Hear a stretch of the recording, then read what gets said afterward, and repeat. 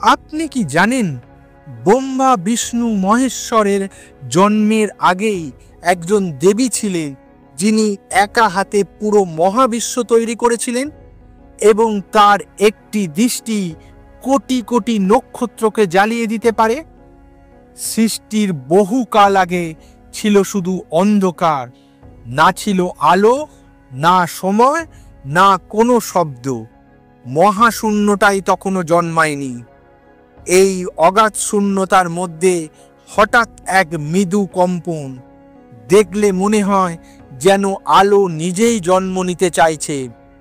সেই কম্পন থেকেই আবির্ভূত হলেন দেবী ভুবনেশ্বরী, শাক্ততন্ত্রে যাকে বলা হয় দিগম্বরা, অর্থাৎ সমস্ত দিক বা স্পেসের অধিষ্ঠাত্রী।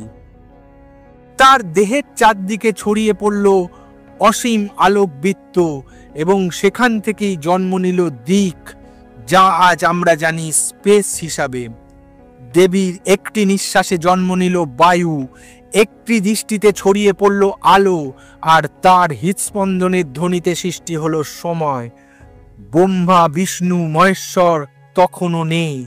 তার শক্তির তরঙ্গ ঘনীভূত হয়ে সৃষ্টি করল ত্রিমূর্তি, যাতে সৃষ্টি স্থিতি এবং লয় কাজ করতে পারে। তাই তন্ত্রে বলা হয় শক্তি ছাড়া শিব নড়েন না, শক্তিরই আদি রূপ ভুবনেশ্বরী। দেবীর একটি দৃষ্টি মহাশূন্যে ঘুরে বেড়ালো আর মুহূর্তের মধ্যেই জ্বলে উঠল প্রথম নক্ষত্র। তারপর একের পর এক গ্যালাক্সি, গ্রহ, নক্ষত্রমণ্ডল সব জন্ম নিল তার আলোয়। এই কারণেই মা ভুবনেশ্বরীকে বলা হয় সৃষ্টির প্রথম আলো, cosmic mother of the universe. এটাই শুধু শুরু। মহাবিশ্বের আরো অনেক রহস্য লুকিয়ে আছে আমাদের দেবদেবীর মধ্যে। গল্পটা ভালো লাগলে একটা লাইক করবেন, বন্ধুদের সঙ্গে শেয়ার করবেন এবং মিথিক বাংলা চ্যানেলকে সাবস্ক্রাইব করে দেবেন।